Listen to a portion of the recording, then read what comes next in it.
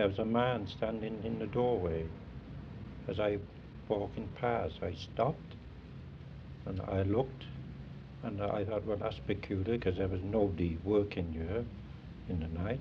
And he had a black coat and well, an ordinary hat by the seam of it. I couldn't see his face.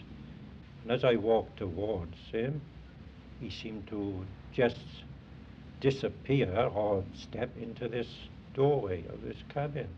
The door was locked. Well, I had the window up a bit naturally because I was on my own, and Well, it seemed as if he walked through a brick wall into nowhere. it seemed to be, yes, because he definitely didn't come out of this cabin. As you know, this cabin is on an island, and there's no other buildings near it, so he couldn't have walked away. I would have seen him walking over the grass. Well, one night about 2 o'clock it was. I thought I'd put the heaters off, and when I turned on, it was switched on.